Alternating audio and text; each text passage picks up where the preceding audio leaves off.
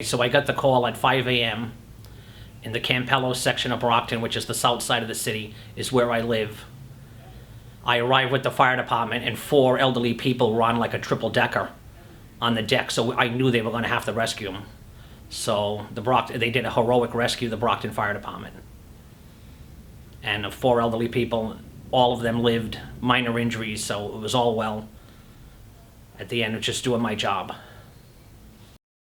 Unfortunately, the second policeman's funeral in a relatively short period of time, as the casket was leaving the church, or we knew it was proceeding out of the church, you could hear the widow scream through the loudspeakers outside the church, which kind of made everybody hush and take notice, and got my attention as well.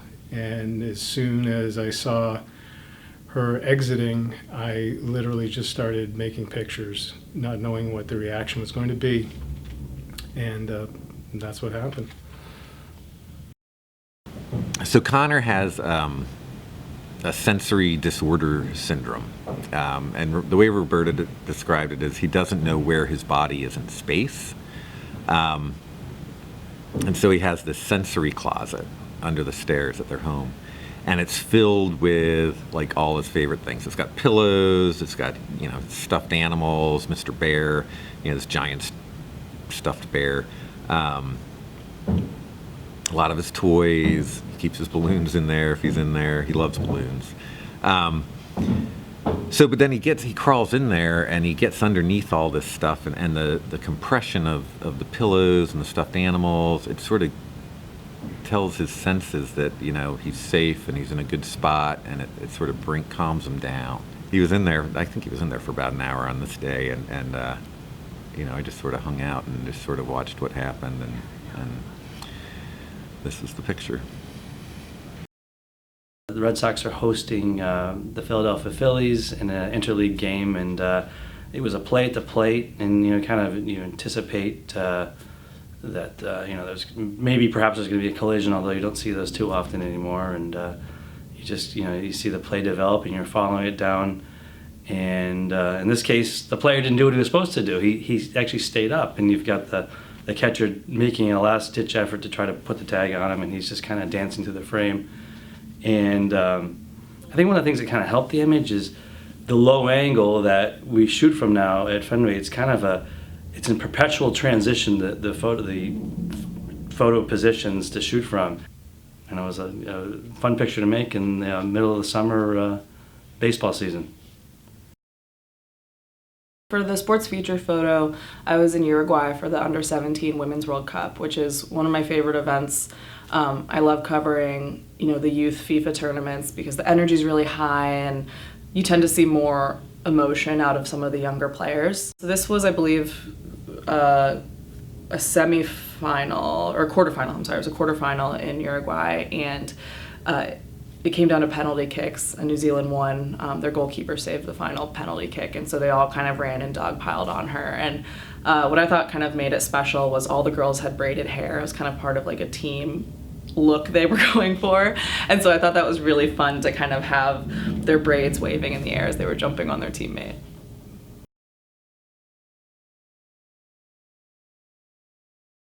All right, so this is Alexis Smith. Her son was shot and later died outside a community center. I think he was 17. His name was Amin Lacey, and he was with 2 others, and so 3 teenagers shot outside a community center. The story was about the parents and what happens to them afterwards. And so I went to photograph Alexis, and I spent a good bit of time with her. We talked a little bit when I got there. She had a lot of her son's belongings, sort of kind of a little shrine situation, and I photographed her with that, and ultimately we sat down towards the end. I was kind of wrapping up, sort of. And we just sat down and talked a little bit more, and then it was then that we were, she seemed, I think, thinking that we were done. That she just kind of as we talked, her emotions really sort of came out, and this one tear just sort of fell down her face, and that was when I made this picture. The picture was taken in Dublin, Ireland, and my wife likes to go shopping when we're in Dublin, so I take my camera and just kind of wander around. I came to an alleyway where there was a bunch of umbrellas hanging up overhead, and people are all taking the pictures. It recently rained, though, so the sun was starting to come out, and I went up to the umbrellas, and there was this puddle right in front of them, so I shot the puddle instead of looking up at the umbrellas. Anybody in the room would have done the same thing, I'm sure, but like all the tourists were shooting up at the umbrellas, and I was shooting down into the puddle. They were probably wondering what I was doing, but... The photo was taken during the spring graduation of NEEDS, and NEEDS stands for National Education for Assistant Service Dogs, and they provide service animals for people with disabilities, for veterans, as well as social dogs for children with autism. And during the graduation, the various teams came up on the stage to get the diploma, and this little boy, 9-year-old Derek Blake, and his mother and his dog came up on stage with their group.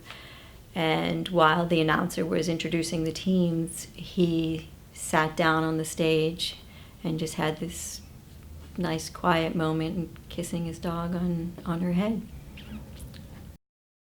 Sunday morning, I got an assignment to go to Pleasant Hill Baptist Church in Dorchester. Charlie Baker was going to be there. Campaign season, candidates sort of hit up all the spots, and so this was one of them, but he actually got up to the pulpit and did a sermon. Not a sermon, but like read from the Bible, which is kind of unusual for him.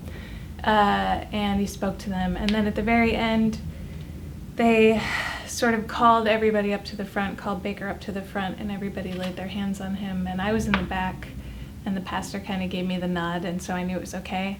And I kind of scurried up to the front, and I went up on the altar, which always makes me a little bit nervous because I was raised Catholic and you can't do that in the Catholic Church, but it seemed okay. And that was where the picture was, I thought. So, you can see Charlie Baker, who's this really tall, 6'6" guy, all stooped over, and everybody kind of laying their hands on him. And it was just a nice moment.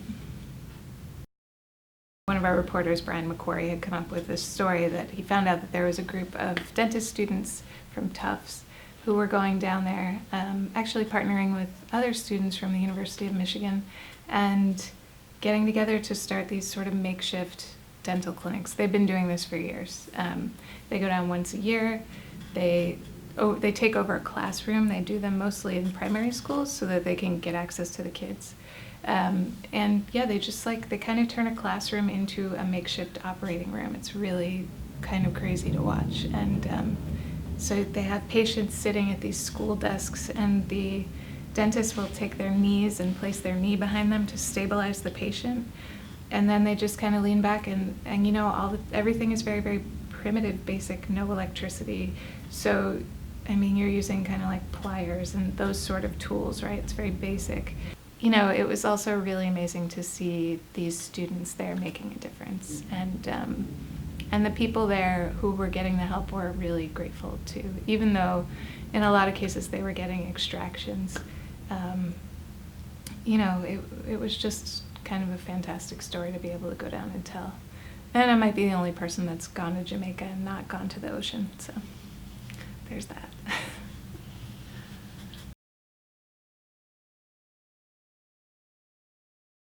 Connor has autism, and he also has other mental health issues. And Liz, our reporter, had been wanting to do a story on this situation. So Connor lives at this intersection of mental health issues and autism. And they're just a wonderful family. I was really fortunate to meet them, and it's really special when you find a subject that really understands what you're trying to do, and they sort of offer you that open door policy where you're always welcome. So Connor's a 13-year-old boy, extremely emotional on both ends. He's like loving, caring,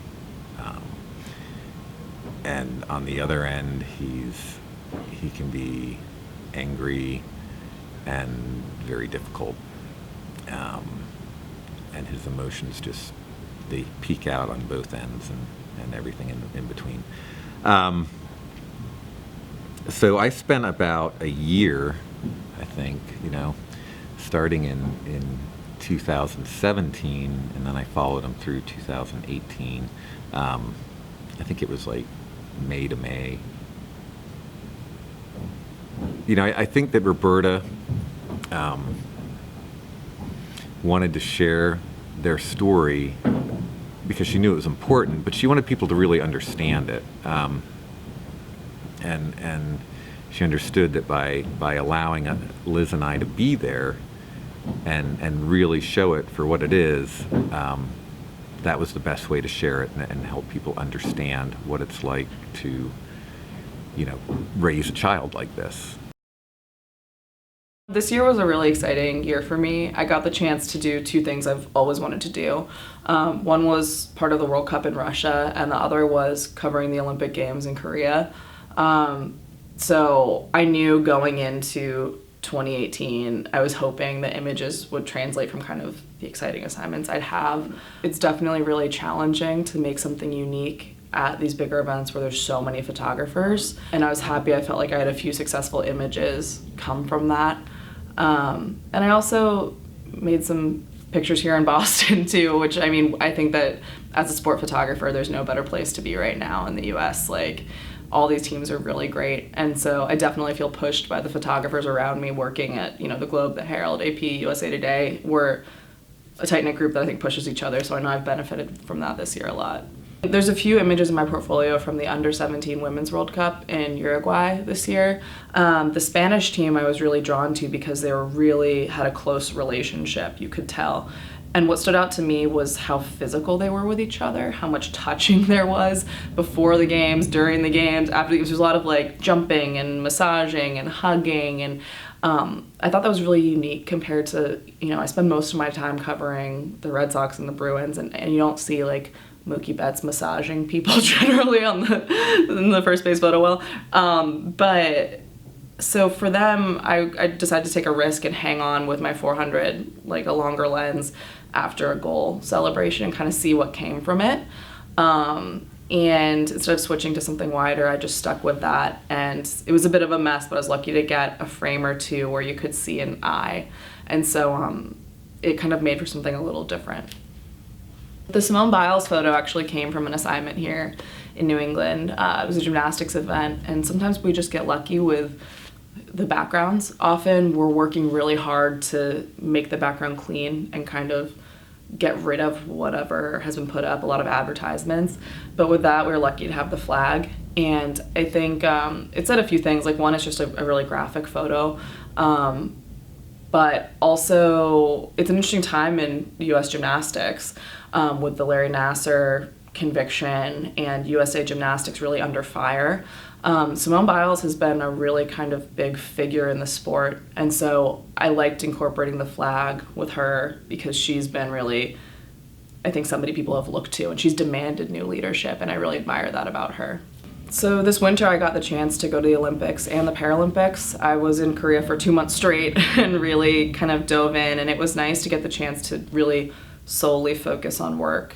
So it was a dream come true. It was an assignment I've always wanted to do, and I felt really lucky to get the chance to try some different things, like use a 1-second shutter speed for speed skating. And the thing that's cool about being there for so long and working so many events is you get so many chances for something to pan out. For example, the 3 inline skaters, I covered a lot of speed skating, but they don't always line up the right way. You might be assigned to shoot a different position, but it was something I kind of had in my head, hoping that they would align in an interesting fashion, and so I was really happy when that panned out too. It's a really clean composition, but something that kind of makes you look twice at it.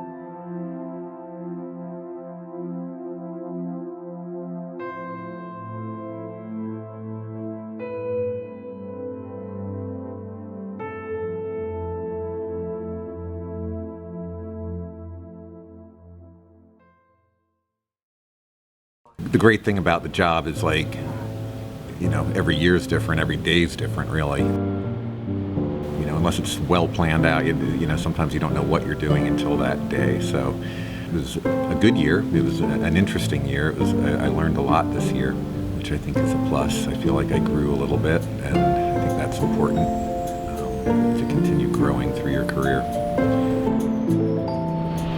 Being a photojournalist it's like the best job in the world, and you know, I just think I'm really fortunate. I've been doing it over 30 years, and you know, I just feel really, really blessed to do this for a living.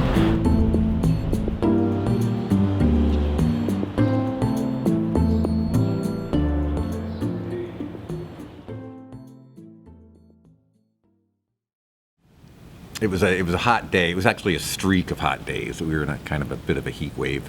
I was asked to go to a public swimming pool in the North End where they were offering free swimming because it was so hot. You know, there was this a father and his two sons, and everything just kind of panned out. You know, the sky was blue, their suits were red. They were jumping in and out of the pool, having a ball. I just kind of kept shooting as they were getting in and out of the pool, and this is what came of it. I was assigned to shoot a portrait of Gabriela Tavares. She's the first black woman to be crowned Miss Massachusetts, and which would mean she'd go on to compete in the Miss America pageant. So I went. She lives in Lawrence. I went to photograph her there. And she was wonderful. She was totally awesome. So we were talking about it a little bit, and I asked her if we could, you know, maybe go somewhere in the city to do a portrait there, and she was totally up for it. So she drove around to this one street. It had a mural that she kind of liked, and so we went there, and that was where I ended up doing the portrait. So this is a story about. It's called Double Diagnosis, and it's about Marie. And she lives in poverty, and she was diagnosed with cancer.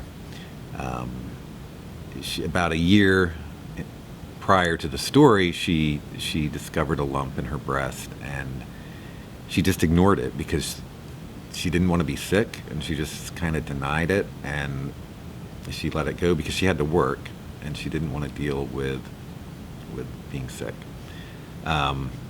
Ultimately, she ended up with breast cancer, and you know, this is her story.